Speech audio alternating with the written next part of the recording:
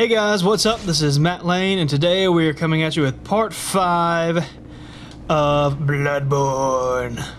A fun yet very challenging game. I'm having a blast with it, so much that I may have played a little bit ahead yet again, maybe. Don't judge me. Got a good bit of things to do here, and we're going to go ahead and get started. This is Cathedral Ward, as you've already seen in the past couple episodes. It's the Chapel of Udin, or whatever you want to call it. And this is kind of your hub for a good amount of areas. What I mean by that is it leads to multiple other areas, so that's kind of what's going on here. So that's pretty much where I'm going to start in these next couple episodes. I'll pretty much always be starting here. But nonetheless, so we are going to explore a new area today, and I need to get there first. So we will see you at the place that we left off in the last episode.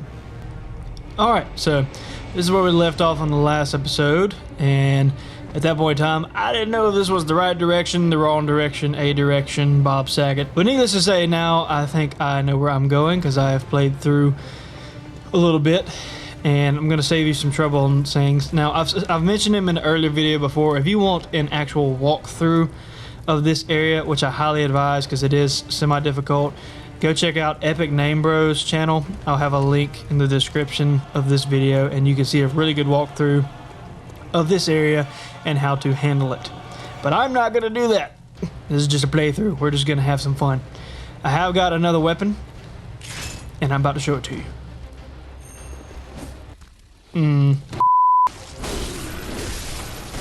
Okay, that was a very poor example. It has ungodly range. I'm talking ridiculous. And it is very long. So when you do your side sweeps, it can hit a lot of enemies at once.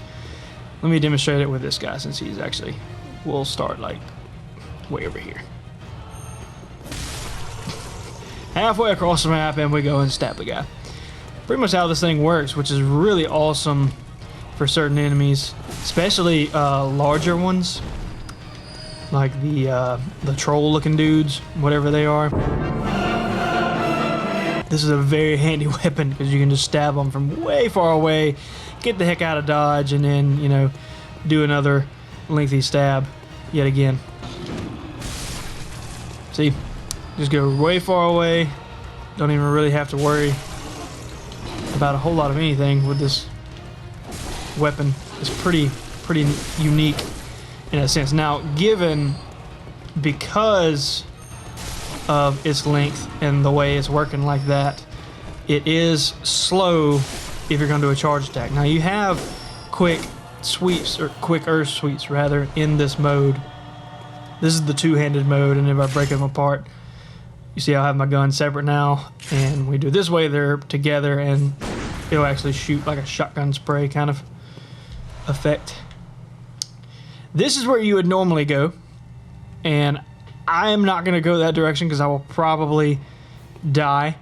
Not from an enemy, but from falling to my death. The best way to get past that little section, if you go watch Epic Name Bros video, is to duck and roll off a certain section.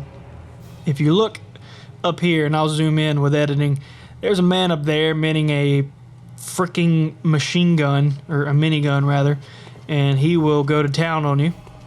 When you first come to this area, he kind of talks and says, hey, you should leave. There's beasts here, but they do not fool with those up above. There are no harm to others around them. Leave them be and go away.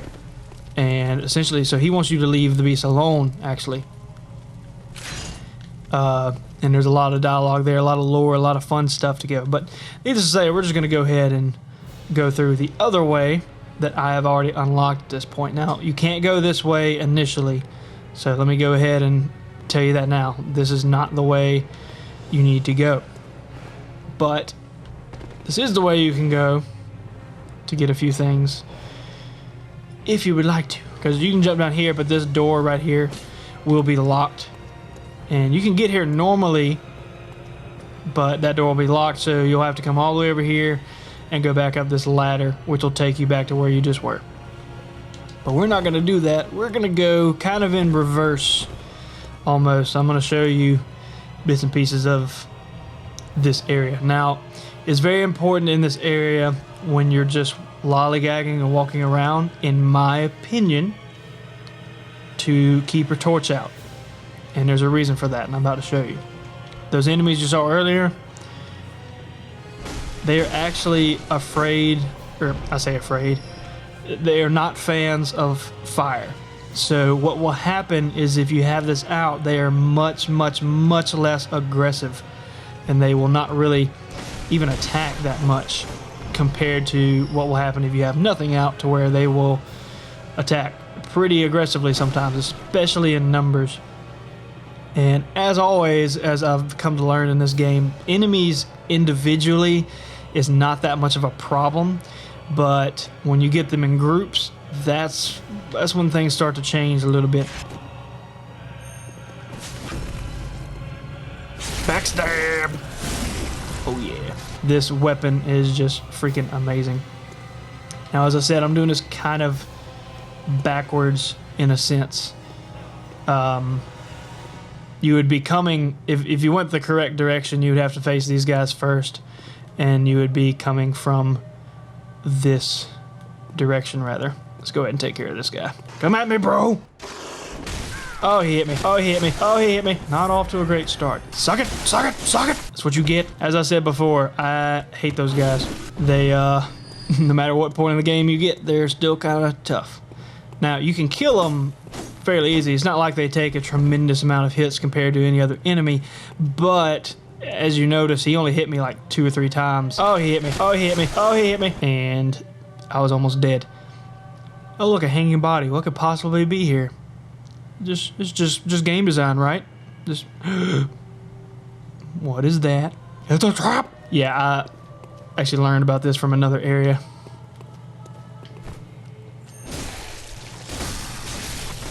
Especially if you get a backstab on them, that makes it a lot easier, because it'll take out a ton of health. And oh look, there's this guy patrolling all the way out here. Bring it! Oh shoot! Man. Those guys hit so freaking hard. Thank God for the regain system, I gotta tell you. I mean, he took out a huge chunk of my health, but I returned the favor. So yeah, there are a lot of enemies in this area, and I'm kind of going in reverse just so you can kind of see a little bit of what's to come, rather. A lot of these... What is happening? Alright. Not sure what happened right there. That was a interesting turn of events, rather. Kill this guy! Yes. If you play Diablo or anything like that, those are basically like treasure trolls. They always have goodies. Now, they're not always just fantastic over-the-top things, so they may not be worth grabbing, depending on who you ask. That room right there, and it's not good to come from this direction. One of the first rooms you're going to come to that's going to have a massive amount of enemies. And just watch Epic Name Bros video, and that'll make it a lot easier for you. You see this hanging body right here? So we get here first, right? We could look over here and actually see the werewolf chilling. So I actually knew he was there even before I got to that area, because it was pretty cool. And you could easily miss it if you're not looking for it, but if you just kind of stop, take the time to look around, you would actually see enemies. And I could have seen the other werewolves over here and all that diddly-daddly stuff. And there's a ladder that will take you to a shortcut that you can open up for later. But this area is pretty neat. It's kind of a very interesting vibe to it. And I'll go ahead and tell you the biggest thing that's going to encounter in this area that you haven't encountered up until this point is poison and the poison element. That's why you remember the last episode ended with me finding some antidotes, and I was like, oh, mother. That is the new element to this section, which is actually what the boss is. It's Blood-Starved Beast, and he has just a ridiculous amount of poison on top of itself. Now, we'll get to that in a minute, but first, we're going to take care of this guy, and be wary of this enemy right here, and there's a reason for that. Not just because he's a werewolf. And oh, I sucked that up. Okay. Because he has red eyes. And every now and then they give you enemies that will have this, and they're a little bit stronger. I don't know the purpose of it, what's going on there exactly. I just call it like it is. And these guys suck too. Shrink. One shot. Got to love this freaking rifle spear, man. Bunch of creepy statues as always hidden around here. If you go this way, when you first come here, there will be another treasure troll right here. You can catch him. I don't know what their actual names are. I'm just gonna call them treasure trolls. You can catch them somewhere around here. And this is the blood-starved beast section. Now I've already killed him, but I'm still gonna show you where it is. I didn't want to include that fight in this, in all honesty, because I actually had it recorded, but in all honesty, it's just not entertaining. The first time I fought him, I was just playing through and did not know where I was going. I accidentally walked in on it. I was like, oh, I'm in a boss fight, and I was not recording, so kind of screwed that up. And I did die, don't get me wrong. I did not kill him on my first playthrough, partially because I had no idea the amount of poison that was going to be involved in that fight. No idea whatsoever. But once I learned a huge secret to this boss, it was so easy, it was stupid. But I really only used one blood vial, and that was about it in that fight. And the secret, which you can look, multiple people have told me this, and when I actually tried it, it worked so amazingly. And it's kind of neat, in my opinion, this little secret. If you will consistently dodge left while fighting the blood-starved beast, dodge left and forward. Another tip for this game is, and it seems strange, but 9 times out of 10, if you will dive it towards the enemy, you will not get hit. And it makes sense in logic if you think about it, because they're aiming for you and not for where they are. So if you dodge where they are, you'll avoid what's actually hitting. But nonetheless, if you dodge left while doing the blood-starved beast, you'll pretty much never get hit, because he always uses his right arm and he always swipes with it. So what happens is, if you dodge while he's swinging, he just completely misses you. Now it's not like you're gonna get it perfect on your first time, but if you'll just practice it a couple times, like just stay with the left concept whenever you fight him, he won't be a problem at all, really. Like it'll actually be pretty easy. You'll be surprised.